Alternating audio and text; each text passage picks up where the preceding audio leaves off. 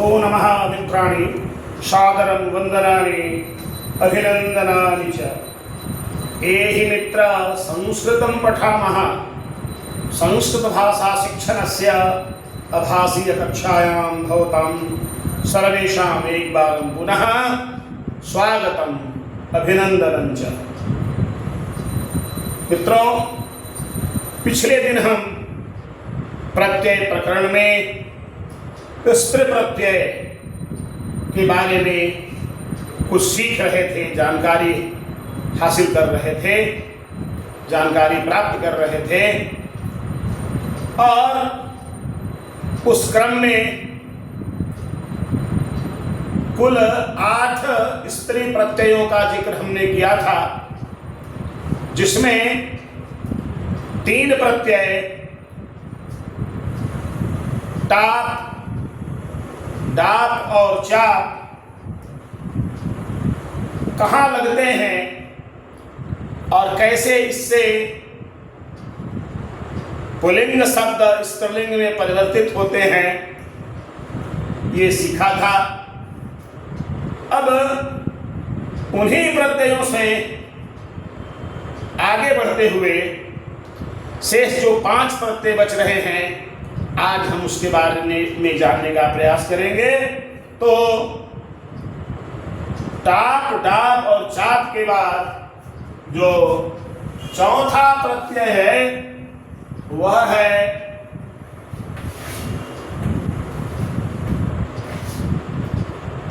इंगी। तो यह इंगीत प्रत्यय कहाँ लगेगा, इसके बारे में पाणिनि ने कहा है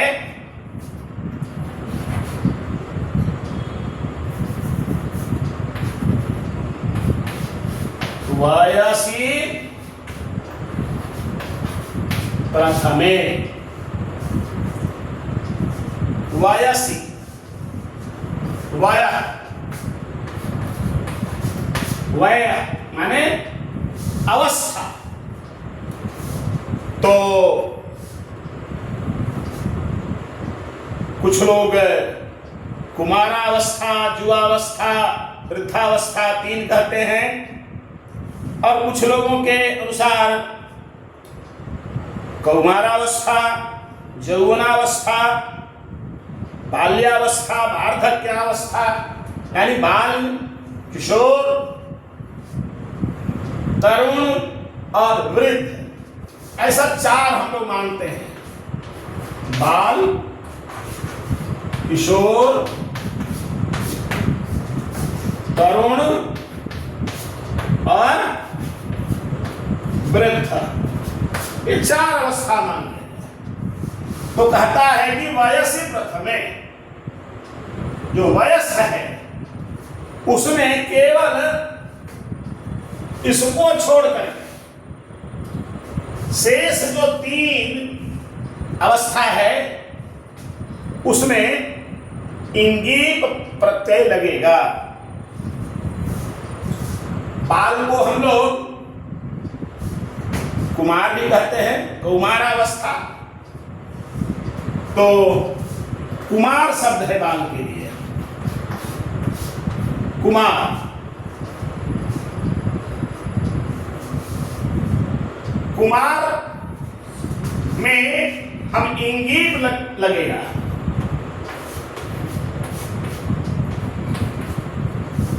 जब इंगीप लगेगा तो अंग और प का लोप होता है, आप जानते हैं, और पद बनता है कुमारी। कोई सोचते होंगे पुरुष के नाम होता है दीपक कुमार, अब लड़कियों का जो नाम होता है आशा कुमारी, गीता कुमारी, यानी स्त्रीलिंग द्योतक होने पर कुमार से इंगी प्रत्यय लगता है। इसी तरह से जो किशोरावस्था है,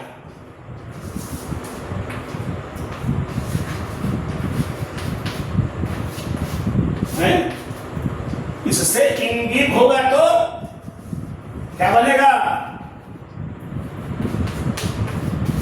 किशोरी, जय जय जय गिरी राज किशोरी, ऐसा तुलसीदास जी ने भी लिखा है माता पार्वती की प्रार्थना करते हुए।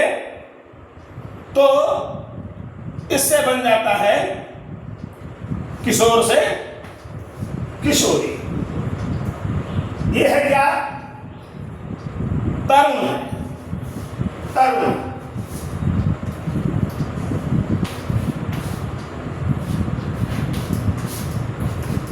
तो तरुण से इंगित होने पर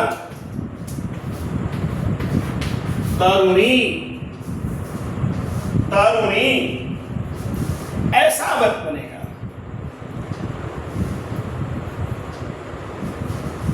इस युवती के लिए एक और भी शब्द प्रचलित है,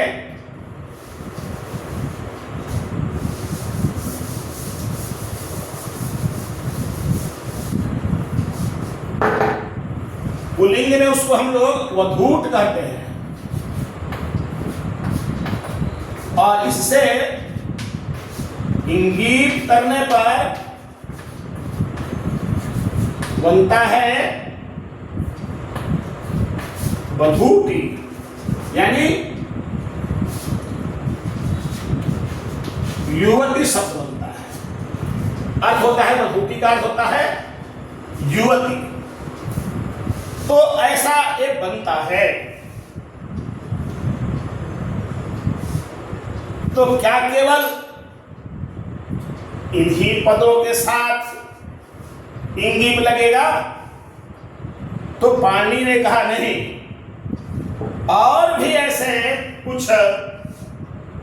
शब्द हैं जिनमें इंगित लगेगा स्त्रीलिंग बनाने के लिए। और सूत्र कहा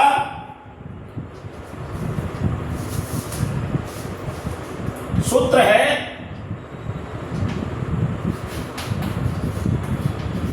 ऋन्नेभ्यो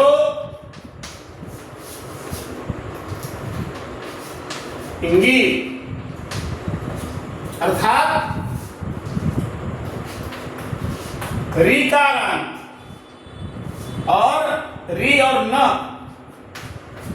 नकारांत, ऐसे शब्द जिसके अंत में री हो और ऐसे शब्द जिनके अंत में न हो, उसमें भी क्या लगेगा? इंगित लगेगा। जैसे री, दात्री,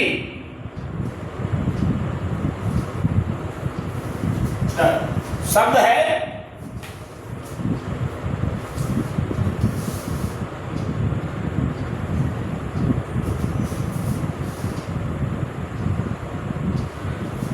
ये दात्री शब्द है।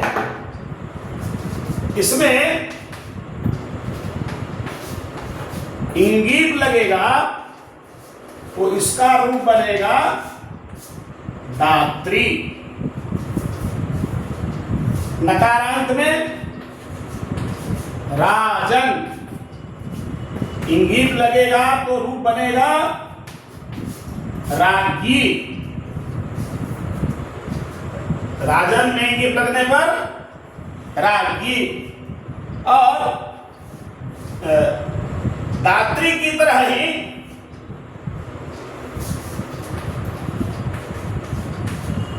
कर्त्री,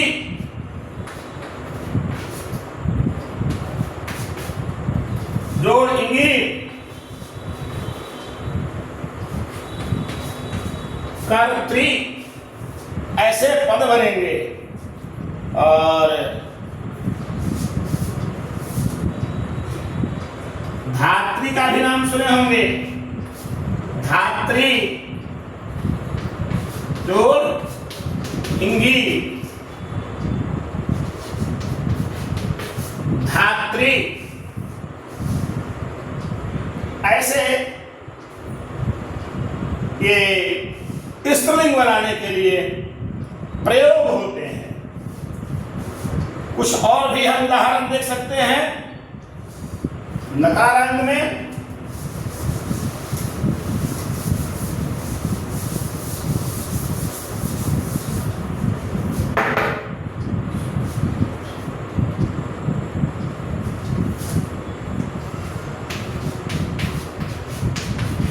तपस्विन शब्द है, इसमें भी स्त्रीलिंग बनाने के लिए इंगी प्रत्यय लगता है और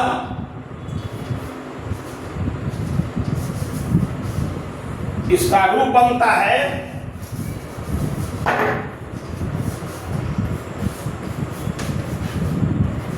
तपस्विनी। तपस्विनी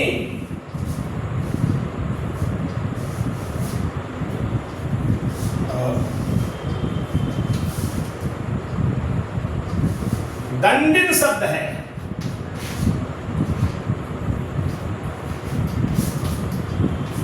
इससे इंगित होने पर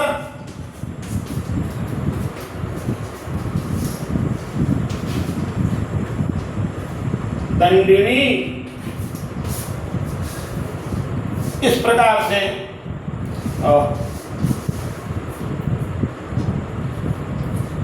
दंडिनी ऐसे एक सब पद बनते हैं। इसके अलावे कुछ और भी है, एक सूत्र और भी है और वह सूत्र है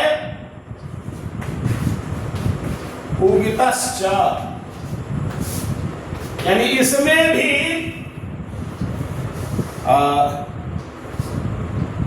जो उप इत संज्ञक ऐसे पद हैं, जैसे भाव,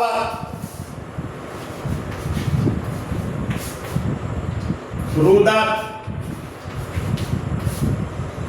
ऐसे शब्दों के साथ भी इंगित लगता है और रूप बनता है भवती।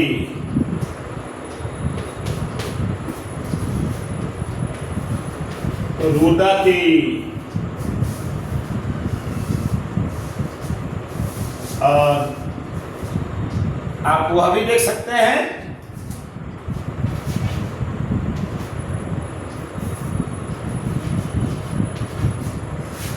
विद्वान,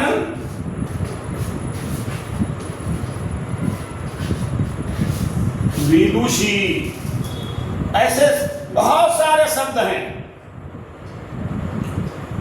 हम लोग किसी को कहते हैं श्रीमन, श्रीमन, श्रीमन, श्रीमान, तो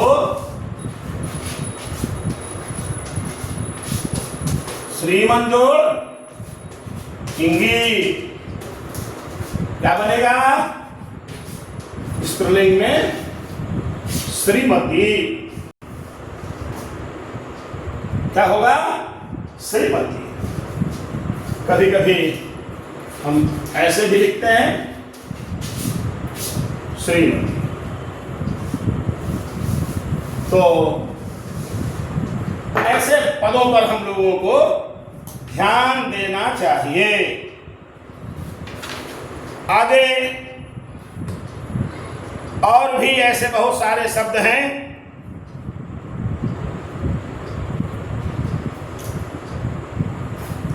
व्याकरण के नियम के अनुसार, सूत्र के अनुसार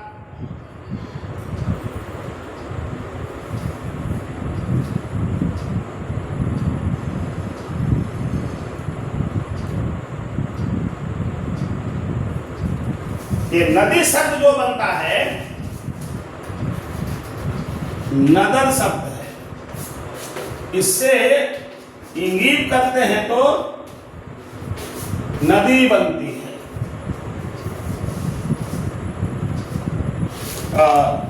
बहुत ही एक प्रसिद्ध सूत्र है किड्ढाणद्वय आदि आदि लंबा, अभी कोमलवती छात्रों के लिए थोड़ा सा कठिन है, इसलिए मैंने सूत्र यहाँ पर नहीं बताया है। लेकिन ऐसे प्रत्ययांत जो प्रातिपदिक जो शब्द बनते हैं उनसे भी इंगित प्रत्यय ही होता है। कभी कभी जो द्विगु समास है, तो द्विगु समास में विकल्प से होता है, इंगित लगता है, तो कभी कभी विकल्प से इंगित का प्रयोग होता है, नहीं तो ताप का भी प्रयोग होता है। उदाहरण देखेंगे,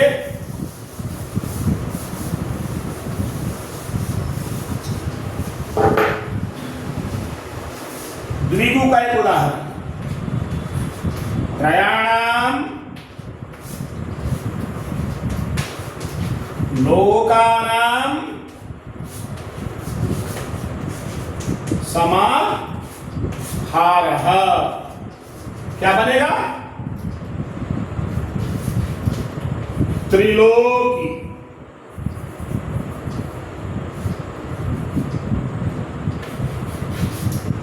यहां पर इंगित प्रत्यय लगा है, लेकिन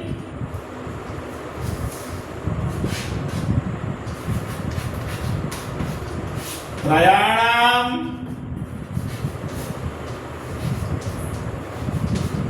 फलानाम समाहारः, ये भी द्विगु का ही है, लेकिन यहां क्या होगा? नाम सुने हैं त्रिफलाचूर्ण, ये त्रिफला है, इसलिए इंगित नहीं लगता है। तो ऐसे इंगित प्रत्यय से जो शब्द है आपने भी कुछ देखा है। आगे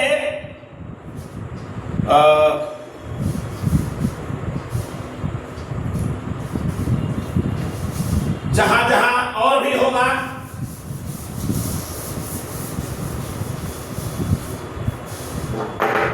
जैसे रुद्र, रुद्राणी,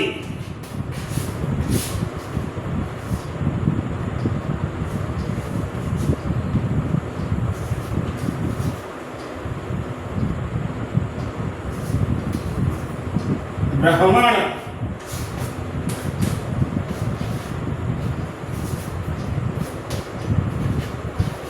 ब्राह्मणी,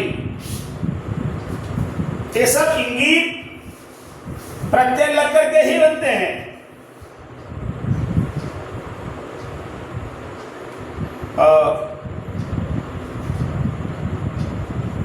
हम लोग इसमें थोड़ा सा केवल एक आप सोच रहे होंगे कि रुद्र में रुद्राणी कहां से हो गया? यहां तो न है न अ है। तो ऐसे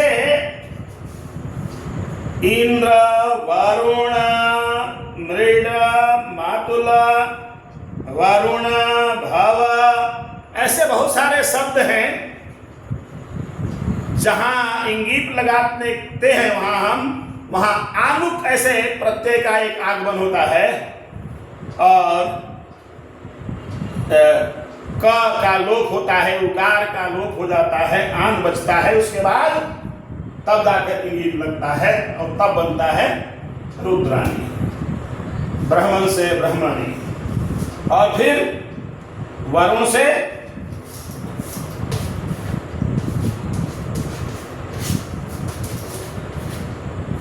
वरुणानी,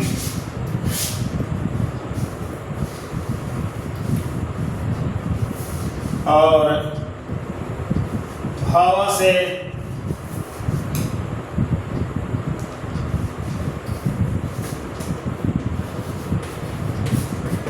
भवानी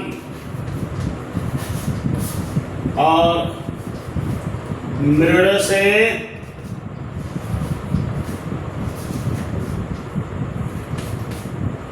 मृडानी।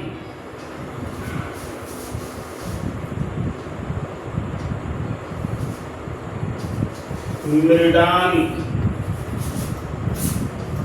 है ना, मृडानी, रुद्राणी,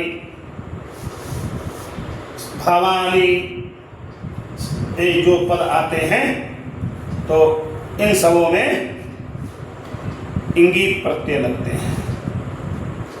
अब दूसरा प्रत्यय है, हम उसको भी देख लें। अरे पांचवा प्रत्यय,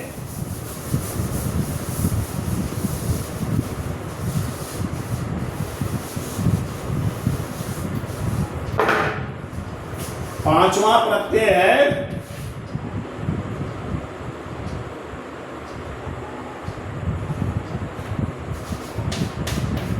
इंगीस प्रत्यय।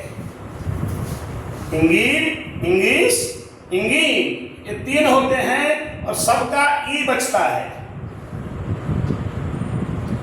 तो इसमें कुछ ऐसे शब्द आ जाते हैं जहां पर जैसे गोप है, इसमें इंगीस प्रत्यय लगता है,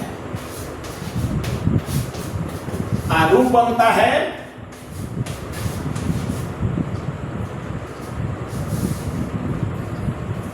गोपी।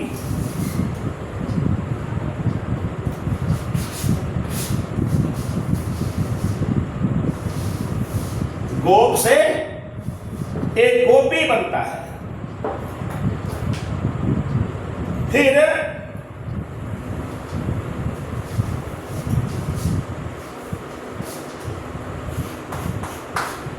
गोपालक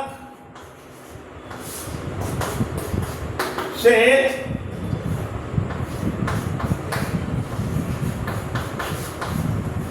गोपालिका बन जाता है।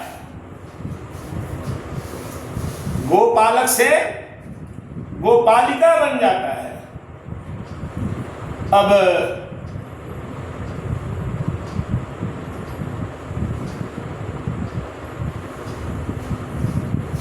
कहता है कि यहां पर जहां पालक शब्द अंत में लगा हुआ हो, गो ये पालक हो गया, तो पालकांत शब्द से इंग्लिश नहीं होता है। इसलिए गोपालिका में टा प्रत्यय होता है। साथ ही साथ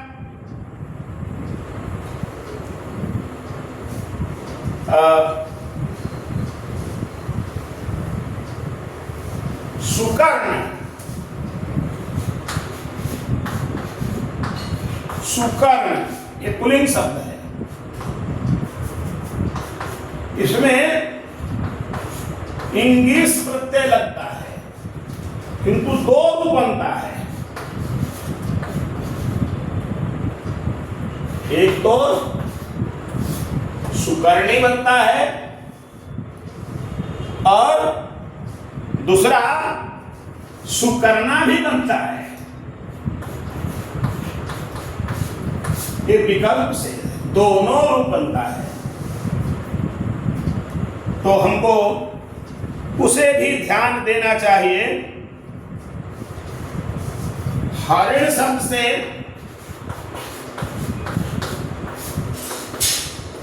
इंग्लिश करने पर हरिणी बनता है,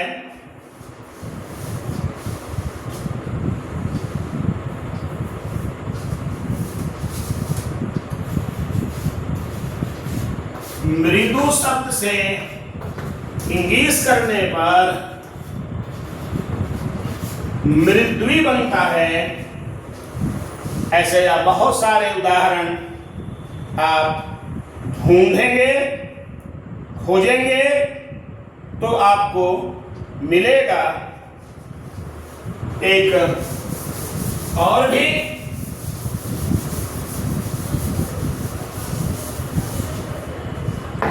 इंगीन तीसरा है, छठा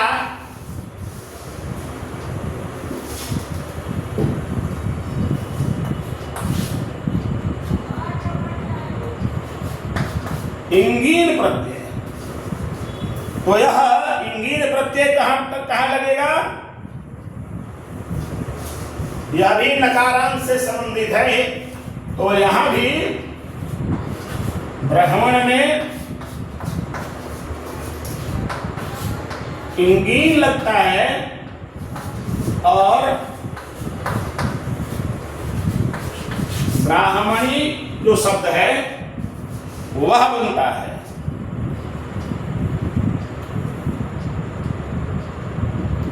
यदि इसमें नृ शब्द है, इससे इंगीन होता है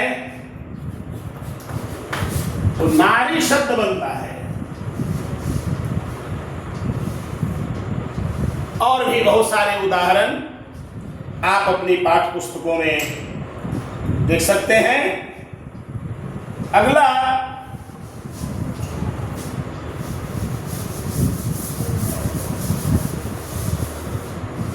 जो सातवां और आठवां है, सातवां ऊंग प्रत्यय, इसका बहुत ज्यादा प्रयोग नहीं होता है। आठवां है ती। तो ऊंग का जो प्रयोग है वह कहता है ऊंकुलः,